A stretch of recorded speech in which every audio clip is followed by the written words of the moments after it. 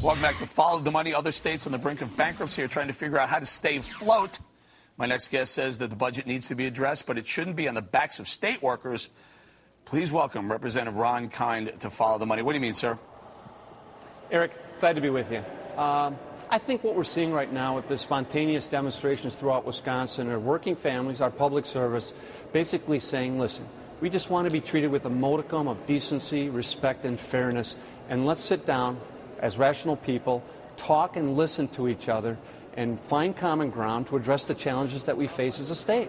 That's what they're asking for, and that's why they feel as if this targeting of them is so blatantly unfair when they're willing to make concessions. What's unfair, Representative? What's unfair that they make $90,000 for 9 months' work and the rest of them? There's 14 million people out of work who would love to be working, making a lot less than that. The national average, census, U.S. Census, $38,000 a year. It's unfair to teachers in Wisconsin?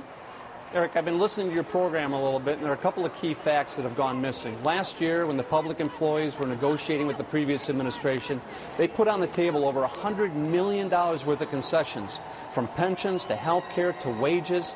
They know they have to be a part of the solution. But for our governor now to treat them as the enemy and to shut off any type of conversation with them, I think is the wrong approach.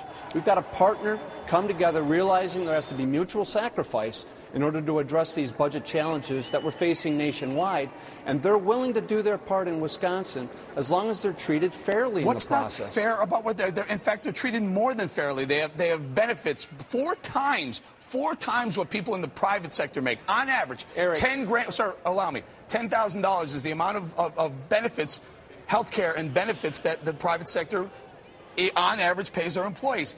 In Madison, Wisconsin, teachers get $38,500, 4 times the benefits, almost double the salary. What's not fair, sir? Eric, it's my understanding that after Governor Walker's election, the teachers called him 17 times asking for a conversation. He hasn't responded to them once.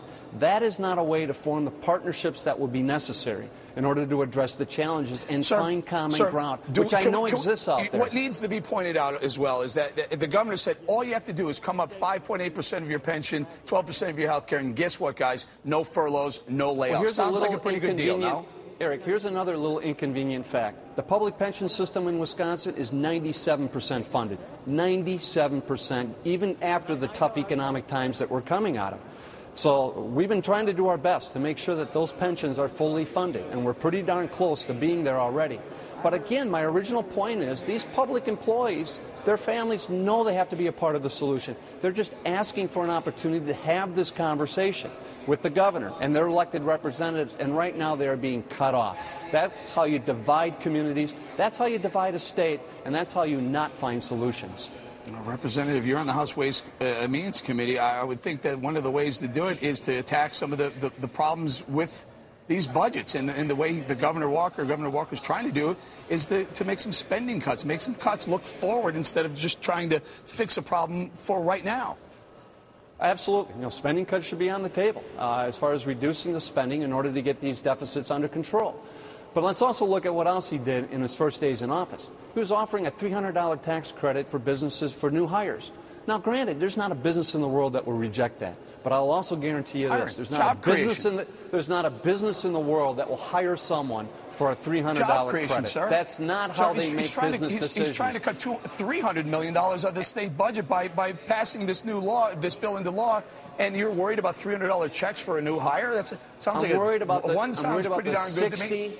I'm worried about the $60 million hole that he immediately created in the state budget by this $300 credit that no business will hire anyone for. That's just a common sense. You guys don't want to spend $300 to hire someone, but you want these teachers to continue to get cost of living increases on top of already bloated salaries. Listen, I love you guys on the left. I love you to come on here, but Eric, I just don't get it. I really just don't get you, sir.